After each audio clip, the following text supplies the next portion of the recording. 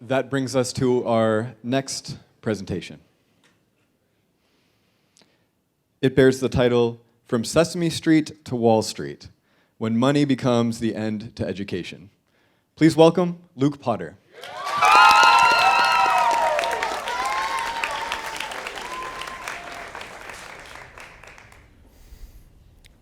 Curious George. The monkey. He lived in a big city with a yellow-hatted man.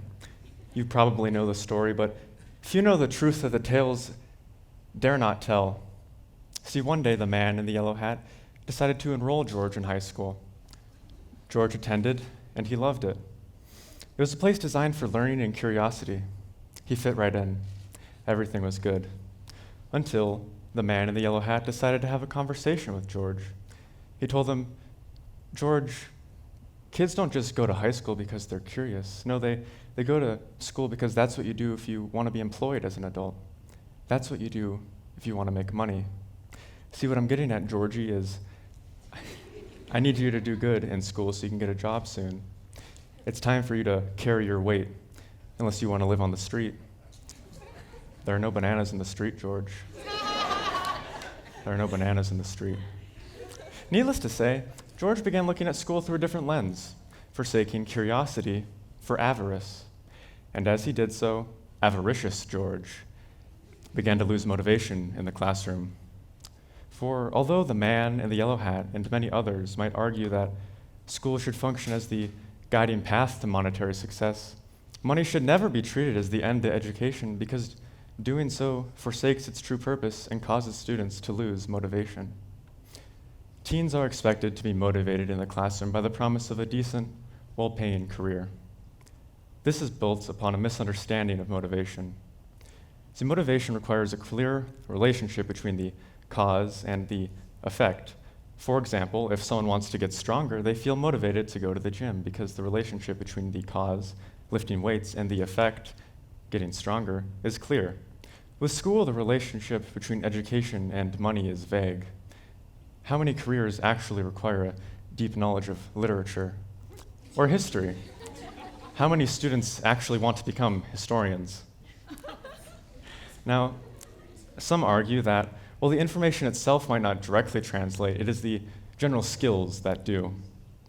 Your CVS pharmacist need not rely upon a rich understanding of the Iliad to fill your next bottle of Zoloft, but perhaps that pharmacist's capacity to read the many boring details necessary for each prescription exists because he first learned to work his way through the Iliad. In more general terms, perhaps what one learns in high school establishes a baseline level of skills and knowledge that can later be built upon as the individual progresses and enters the adult world. So it would seem that there is a clear relationship between education and the end goal of making money. And yet, according to a survey of over 81,000 high school students, 60% claimed to not see the value in their work. So something is missing, something has to be missing. With the liberal arts being so ingrained into classical education, perhaps we should view education itself as just that, as art. Art, take music, for example, lacks utilitarian value, and yet it is still appreciated and valued, which then begs the question, what is the value of education if not to make money? The answer lies within the idea of a baseline level of skills mentioned prior. The education helps establish a certain set of skills. I do not mean the skills used in careers, despite overlap, but rather the skills needed to fulfill one of our God-given purposes as humans. God did not give us minds for us to mindlessly sit around. He gave us a universe to understand and brains to understand it, so who are we then to not use them as intended? Assuming that everything I've now said is true, there yet remains one lingering, unavoidable objection. They claim that even if the relationship between education and money is weaker, the effect is more desirable, making it, being money, sufficiently motivating. They can argue this because motivation through the cause requires first a desire for the effect. Despite a clear relationship, I feel no motivation to shop at Abercrombie & Fitch because I do not desire to pretend that it is still 2008. Oh, this objection is troublesome, but it assumes too much. Are teenagers inherently so short-sighted and simple-minded, or are they capable of more noble thought? As a teenager, one's identity is approaching full realization, but until this occurs, they are susceptible to great influence, especially from their parents. Consider the obnoxious, troublemaking child.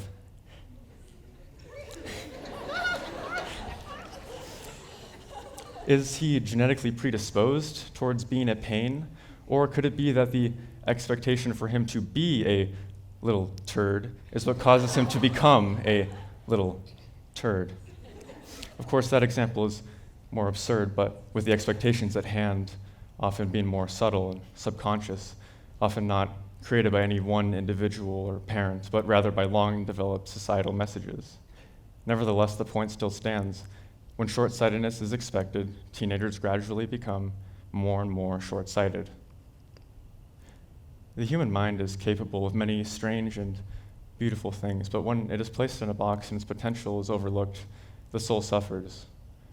But suppose something were to change, and suppose this change caused students to look at school differently. Suppose this change caused students to become more motivated. Suppose that this change required nothing more than the expectations for teens and school to be altered in accordance with a new set of perspectives held by the parents and the teachers and the students themselves. And suppose that there were no need to suppose, because there isn't. It really is that simple. So why wait? The time has come. The time has come to make George curious again. Thank you.